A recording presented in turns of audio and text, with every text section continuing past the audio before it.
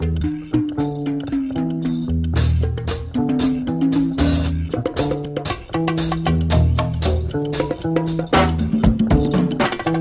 loveadvicetv. Today is about the business of dating. In studio with me today, Antonio. Hello. How's it going? Not too bad. Cool. Thanks for being on the show. No problem. So we're talking about business of dating. Yep. And how dating, or actually just being in a relationship in general, relates to the work environment, and how you can kind of correlate the two. So you've been through all the dating and even into the marriage, right? Yep. This is true. Okay. So tell me, you're a businessman. Yes. So what do you like to do as far as when you're separating your business and your relationship? How do you like to kind of intermingle those? Well, I think it's important to make sure that you manage your finances well enough that that you can take your significant other out on a significant enough dates and treat them well without ever going over budget. I think that's very important. There's a lot of people out there that just go and splurge on jewelry, take their significant others out to various different restaurants, and they just simply can't afford it. You really need to have your money in check before you start splurging on your SO. So okay. Now you say SO. What do you mean? Significant other. Okay. So, all right. Now, you bring up a very valid point. We're talking mostly about finances here. One of the things that I've noticed is a lot of relationships end because of financial situations. So you'll see a lot of divorces or whatever. Have you noticed, this trend before? Yeah, definitely. I've seen many relationships start to come to a head when families can't pay bills. A lot of times the female feels neglected because she's not being taken out on dates, while the husband or the male is getting upset because he wants to, but he can't because he's managing his bills. And so I've seen a lot of relationships just fall apart or just go into a spiral with their finances because they're just not being managed correctly. So, all right. What would you say for someone, let's say someone who's in a relationship, they don't really make a whole lot of money. Maybe one person in the relationship is out of work or something. What would be some good ideas or that you give to them, date ideas or whatever, cheap, but still keep those sort of things going? Oh, definitely. I mean, some things that I like to do, and Karen and I like to do this, is we'll do a picnic. We'll get a bottle of wine, we'll pack up some plastic champagne glasses, go to the store, buy a little bit of groceries. Usually we'll get some Caprese, bring it in a picnic basket, go to the park, sit down, enjoy the weather, have a nice chat, eat and drink our wine. I mean, and it's a romantic little date, and it costs maybe $15-20. $15-20. So that's pretty simple. I mean, you think about it, $9 for a cheap bottle of wine, some cheese, some tomatoes, that can't be more than $6, and some balsamic vinegar. You probably have some in your house. Just take that with you. Right. Exactly. Use what you got. Yeah. Now, in the working world, you don't just get hired into a job. You don't and just stay there in that same position, right? You want to progress. Right. I feel that the correlation between relationships and being in a job is kind of the same way. What do you think? Yeah, I mean, kind of. I mean, so when you first get into a relationship, it's much like getting into a job for the first time. You're scared at your interview, but you just go in there and try to make the best impression you can. That would be equivalent to like the first date. As you put your time in both your relationship and your work, you get better at things. You get better at what you're doing, and this would be, you get better at pleasing your significant other. Every person's different, so it's not like you date the same person all the time. So and then eventually it evolves. The more time you have invested in a relationship, be it business or love, I mean, the more committed you are to staying with that person or job. So, it can elevate, you get a promotion at a job, that could be seen as taking it to the next level with your significant other. Either that going to engagement, just being serious, no other partners, marriage, children. All those are escalations in a relationship. It's like promotions, basically. You're moving into the next level, just like you would in a job. Yeah. Now, a lot of people tend to get busy with work. Sometimes you're doing work, school, you have hobbies, and all that kind of stuff. How do you manage that sort of time so you can make time for your relationship without having your partner feel neglected? Well, I think it's important that both parties in the relationship, they need to be mindful of each other's time. I mean, there's a lot of people out there who want to consume the other person's time, and those needy bastards. Well, those people, I mean, they exist, and they're all going to find the right person. But for people in particular that complain and say, I don't have enough time for myself. I want to play video games more. I want to watch football more. I want to go to the bar more, but my girlfriend won't let me, or vice versa. I want to go hang out with my girlfriends, and my boyfriend doesn't want me going out. Stuff like that. I know what it comes down to is that you need to communicate. You need to talk to your significant other and make sure that she's aware of the things that you like to do. Something that I recommend to all my friends is don't front when you first get into a relationship. A lot of people fall into this category where they will just go and stop doing all the things they like to do and commit their whole life to their girlfriend or their boyfriend for the first 6 months of that relationship. That puts a false pretense up, because after that 6 months, you're done showing them and impressing them. Now things are really good. You want to go sit and play some video games, or you want to go to the mall and shop, or you want to go hang out with your friends. All of a sudden, the time that you spend with your significant other has dropped. And if they're not understanding, they're going to say, hey, wait a minute, what happened? For the last 6 months, all you did was hang out with me. So, you set a false expectation as far as your time goes. So how do you guys actually plan ahead for these? Do you just say, like, hey, we're not doing anything Saturday, let's think something to do? Or do you say on Saturday at 7, like how do you guys do that? Well, generally what will happen is that we'll find a time that both of us have available, and it'll probably be a week in advance. We usually don't like to plan too far because my schedule changes constantly. I'm always traveling, so a week is a really good time period for us to say, okay, let's plan around that. And we'll plan it. Usually it's on Karen's off days because she gets, she doesn't have weekends off. So we'll plan it, and it's usually, date night starts at maybe 6. We don't really solidify a lot of times, but we know that we're going to be out the door at 6 or 7, and whatever we plan on doing usually involves either dinner or another activity, whether it be going down to the Venetian, walking around, or the Bellagio Gardens. I mean, more back to finances. A lot of times when people get into a relationship, they usually take both people's finances and just completely smash them together. With a single bank account, both people are on it. What's your take on that? I mean, there's positive and negatives to both things. Personally, I don't like merging finances completely. I think it's important for each person in the relationship to have their own bank account. While you can have a joint bank account, and I recommend a joint bank account because it's a very easy place where you put the funds in where the bills are paid. However, mushing your whole paychecks together is not. I don't advise that, only because it goes to the simple things that you can't do, like if you buy your SO a present, they're going to see it on the bank statement. Can't hide that. I mean, I know there's ways of going around it, draw out cash, but you're avoiding the questions that are going to come.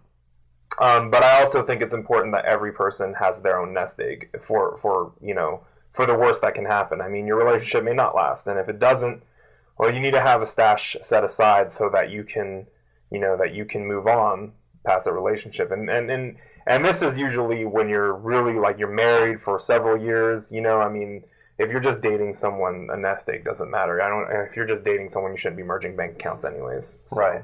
I've actually seen instances where people have been stuck in a relationship because of financial reasons. Mm-hmm. They say, I don't want to be in this relationship anymore, but I can't afford to be out. Right. So what would be a suggestion or some advice you'd give to that person? Well, it'd be really hard because, I mean, they find themselves in a position where they can't live without the other person's income. This comes back to what I was talking about before. Don't live outside your means. When you start living outside your means, you're going to really hurt yourself. To the people that are stuck in that, I mean, you really need to sit down and look at your finances and figure out what you can cut. Do you use any financial planners or any like software or anything like that you can recommend for financial planning? I use Mint. Mint, it's an iPhone app. I use that to calculate my finances. I like it because I have several different bank accounts. I have several different accounts, and because of that, it gives me this one-stop snapshot of my financial assets. So I recommend that if you're not feeling safe about using something like that. I know there's a lot of people out there that feel, unsure of putting that kind of stuff on the internet.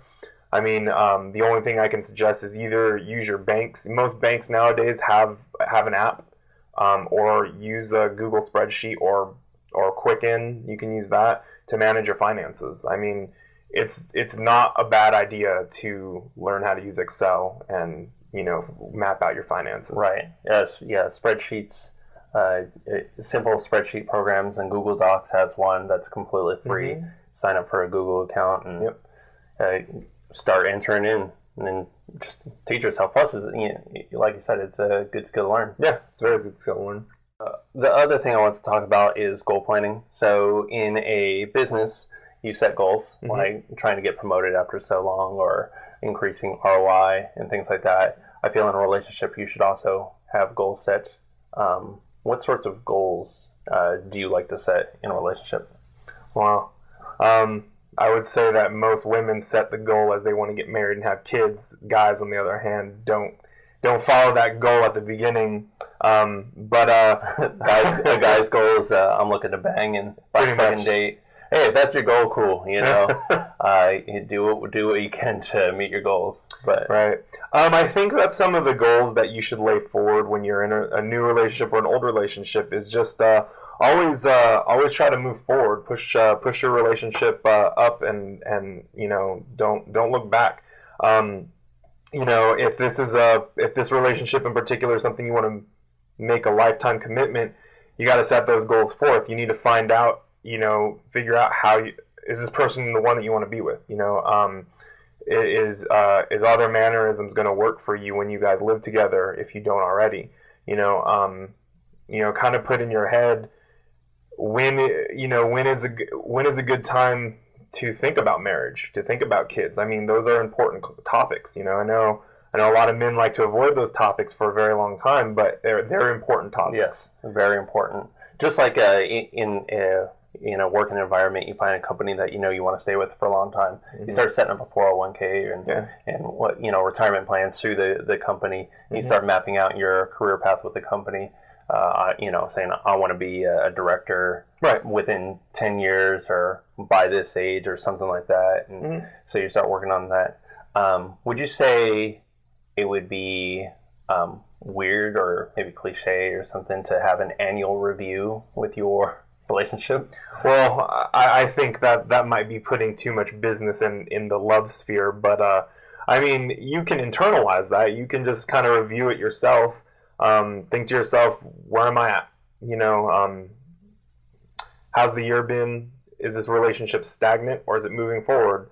And you can think of it like a review. Yeah, if it's stagnant and you don't like that, you need to talk to your partner. You need to figure out what kind of an action plan needs to be put in place to move this relationship forward. Maybe she doesn't want to move it forward. Maybe he doesn't. And that's something you need to know. And that really right. Yeah, something you just kind of think about to yourself mm-hmm. for a minute, and then if you do realize, what, we did fight quite a bit, or what were the fights about? Maybe they were about money. So a lot of people in relationships will say, like, the guy is the working one and the woman's going to be like a stay-at-home mom or stay-at-home wife. And right. What do you feel about that? I think that if you can do that, that's great. I don't think that it's realistic anymore in the way the world has changed and the economy has. Back 20, 30 years ago, you could get away with a single family or single person income for a family of two. Nowadays it's almost impossible.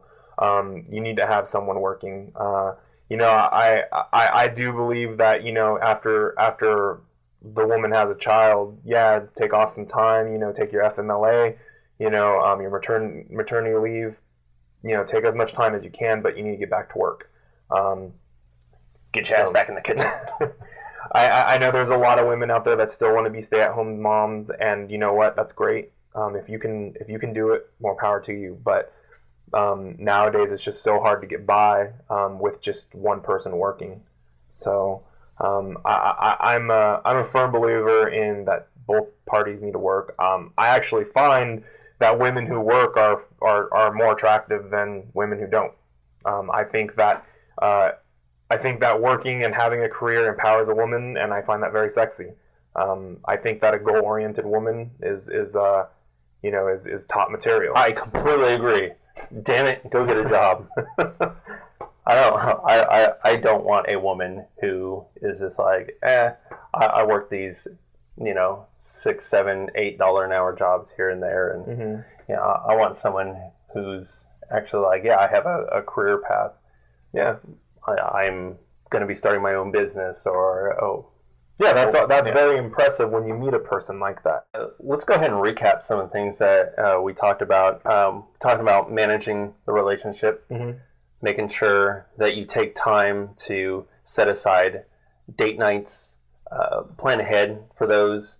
Make sure you don't live outside your means. So even if you don't make a whole lot of money, or you just don't have a whole lot saved up, look for cheap dates. But make sure you're planning ahead for date nights. Plan ahead maybe a week, you said, right? A week at most, or so. Talking about finances. So you mentioned keep separate bank accounts for each person, but also have a joint. So between the two people, you have at least the 3 accounts. Right. The joint one would be used for bills and all those important things. And then each person has their own little nest egg plus their own. It helps them also manage individually what they're doing. Right. Use spreadsheets, free Google Docs and all that kind of stuff for tracking what your spending is and all that kind of stuff. It doesn't really take a whole lot of time, especially initially. Yeah, initial setup, I mean, the same thing with Mint. Initial setup, pain in the butt. But once you got it going, I mean, you're done. You just keep up with it, just 10, 15 minutes a day, and that's nothing. Usually people are sitting, hell, if you're watching this right now, you're sitting in front of your computer. Just Control-T for your Windows users, or Command-T for your Mac users. Open up a new tab, and docs.google.com. Go ahead, do it. Then goal planning. So don't just do all the goal planning, setting up your goals. For some of those guys out there, I'm looking to beat some guts within the first 2 dates and then stop planning after that. Really set planning as a long-term thing. Right. You're always constantly doing something, whether it be I want to be exclusively dating by this point. I want to be engaged by this point, roughly. I mean, you don't have to set exact dates, right? Just have a goal. Just have a goal. Have a clear path of where you want to be with this person. Don't cheat yourself or her. I mean, time is a very precious commodity. Correct. So I mean, that is essentially the currency within a relationship is time, and it's very valuable. Yeah, agreed. So a lot of people will feel like they've wasted time in a relationship because they just sat too long not doing anything, and they weren't really setting any goals. Right. Awesome. Okay, so now for the next segment. Like I had said before, last episode, I pulled out this book. Dusty. That's right. You can see I don't use it very much. So randomly, okay, this is 1001 Ways to Be Romantic by Gregory J.P. Godet. And the one, let's hear, 392 under Games Lovers Play. A surprising number of couples in my romance classes play various card games. Here are some of them. Kissing at every stoplight. That could get dangerous. It could get very dangerous. It might be illegal in this state now. Kissing whenever you spot a red Corvette. Okay. That could be really dangerous.